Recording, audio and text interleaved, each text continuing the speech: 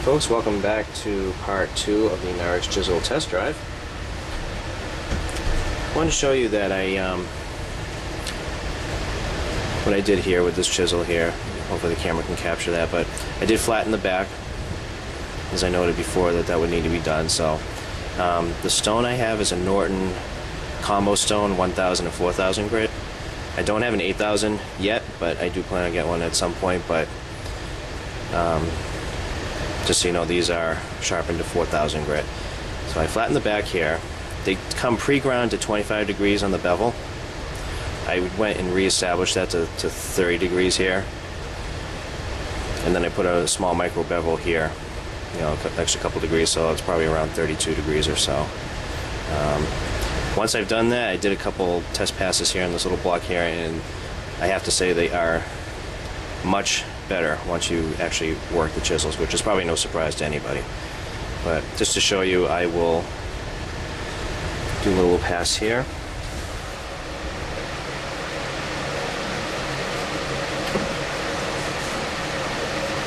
You can see it's working pretty smoothly. So just to show you, I'll compare that to one I have not touched yet. You can see here on the back of these, hopefully the camera can capture this, but you can probably see that there's some lines traversing the back of the chisel. They actually serve as a pretty good visual indicator when you are flattening the back of how much further you have to go. And you can see here there's well,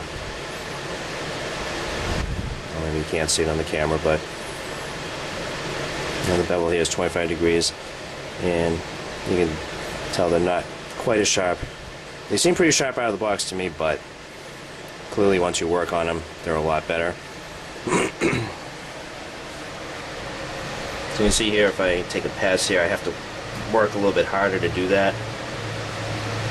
Start back here. I'm also getting, you may not be able to hear it, but it's a little bit more tear out going on.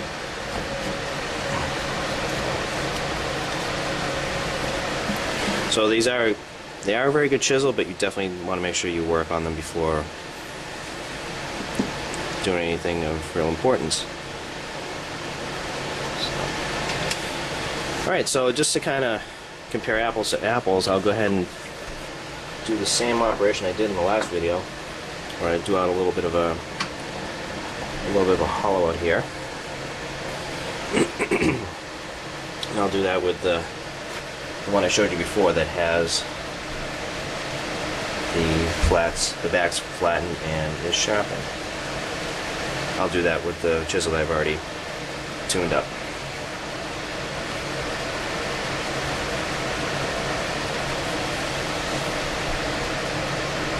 And just like before, I scored with a knife and my marking gauge where I'm actually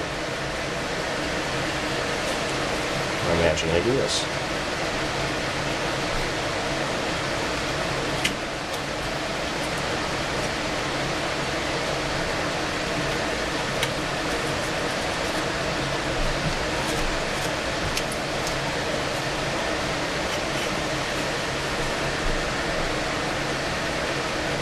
I'm just going to keep redefining those sides as I continue to work my way down.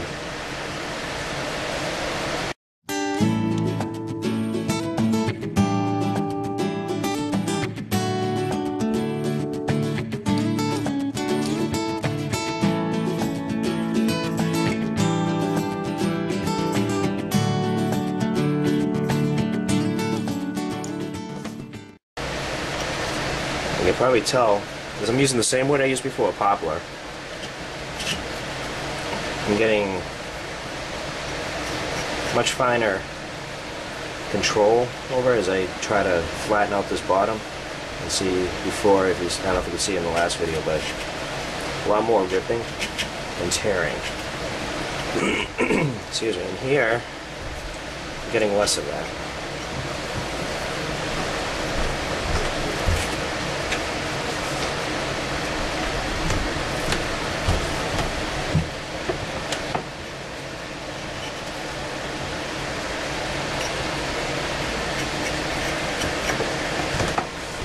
So there you have it.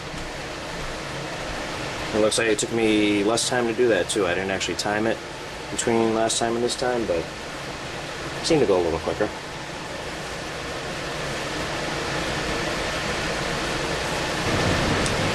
Okay, I did want to talk for just a minute about the actual sharpening process I used. As I mentioned, I have a Norton 4000-1000 combo Waterstone. That's sitting in the little bit of water right there. The Norton Waterstones, they do come in a plastic case where you take the cover off, you can have it sit right in that little plastic tray. It's got some rubber feet in there to keep it stable from wobbling around too much on you. Of course, a spray bottle full of water. You're definitely using Waterstones. A piece of plate glass with some drywall sanding sheet. You see over there in the I'll say call it the upper corner there. And I have a simple honing guide I use for the bevels. I picked that up from Lee Nielsen. I think it was around $14 to $15. I could be a little off on that, but certainly not expensive. And for use with that honing guide, I made myself a stop block jig, and I'll show you a little bit more about that in just 1 minute. But basically, it helps you establish repeatable angles.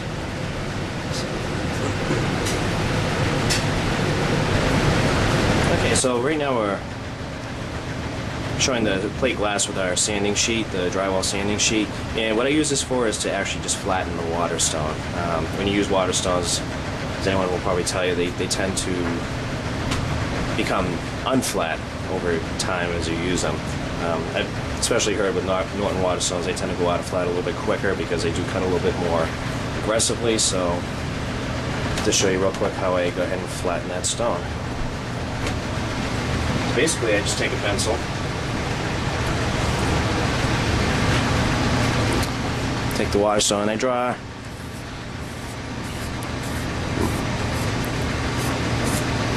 a little crosshatch. Doesn't have to be exact, but what this will do is just allow me to get an understanding of where I still need to flatten it. So,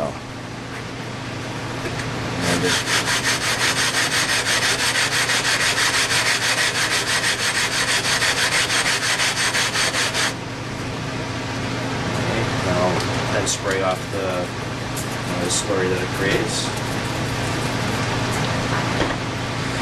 So you can see, hopefully you can pick that up on the camera, maybe I can bring it a little closer. Still some pencil marks, so I want to keep going a little bit.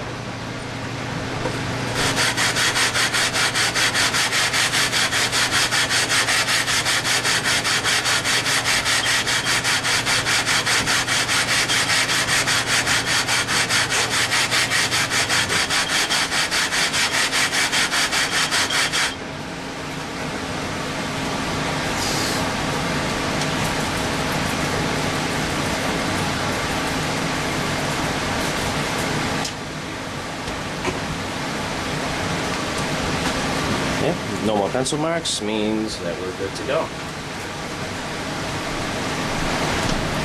Okay, so this setup here with the drywall sanding sheet and the plate glass, I got that idea from Carrie Holtman over at the Village Carpenter.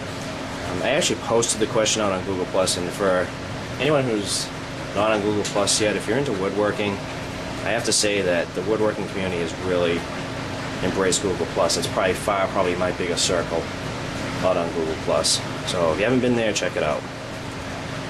But I posted the question on Google+, and Carrie Holman had replied saying probably one of the best ways to flatten her stones, the way she uses is plate glass and the drywall screen. I had been looking at the DMT flattening stone, which maybe I'll get, maybe I won't. Time will tell, but this definitely served is serving the purpose for now. So, I was also clued into the fact by he's on Google+, Mike Morton. I think out on Twitter he actually goes by Morton. He told me that the Norton Waterstones go out of flat pretty quickly, so that was good knowledge to know. So I was prepared to have that expectation. I'll be flattening at the Norton Waterstone quite a bit. So thanks to both Carrie and Mike. So next I'll talk about the jig that I made to establish our sharpening angles. So, and it's specific for use for this honing guide here, which I did get from Lee Nielsen. It's about, again, I think $14, $15. I could be a little bit off. But what Lee Nielsen has done is, with this honing guide, I've come up with instructions to make a jig similar to this with this guide here, and this is there. You can download it as a PDF as well from their website for sharpening instructions, and basically it tells you that if you want a 25-degree angle, you put the block about 2 1/8 inch away, and so on down the line in 5-degree increments.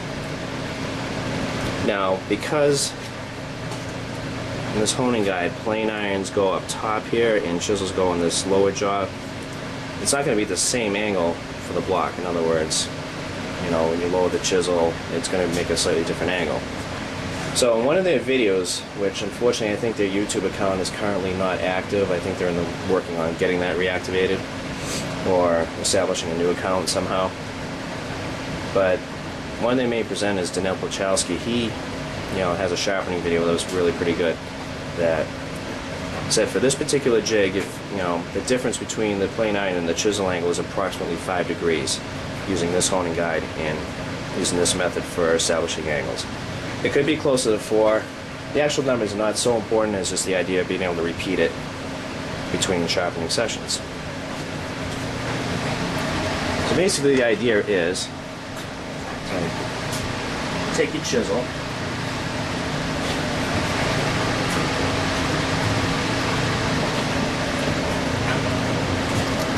and you put in your guide, and you know, because it's a chisel, we're putting it in the lower jaws.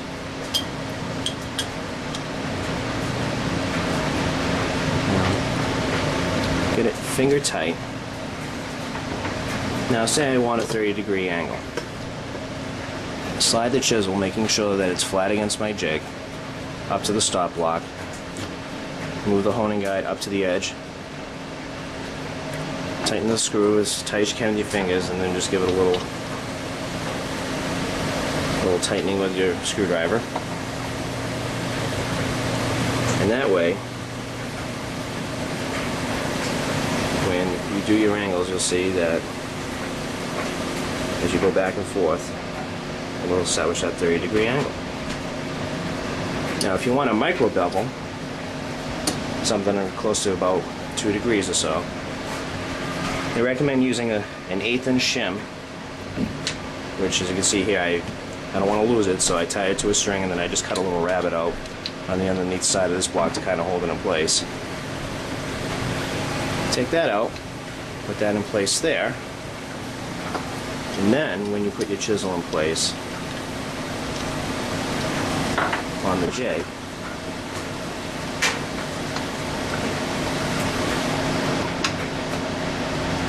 and we'll tighten that.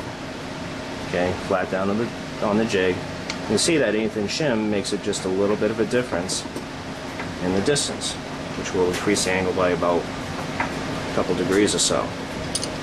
And then you can use that again to establish your micro bevel. So the jig itself is pretty easy to make. I made the stop blocks out of red oak, some red oak cutoffs that I had hanging around. Again, this 1/8 inch shim I put on the string because I don't want to lose it. And you can see I just cut a little rabbit out of that block there, that way, and just slip it in there when I'm not using it. Now I'm never going to remember from time to time which the difference between the chisel and plane iron angles goes, so I just went ahead and labeled each block. In other words, if a plane iron angle of 30 degrees on this block, but the same block if I'm using a chisel will give me a 25-degree angle. I made it into a bench hook style, so there's a piece of oak here as well, with a piece of Baltic birch ply that everything sits on.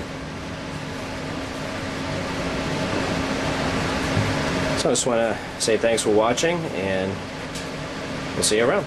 Thanks, take care.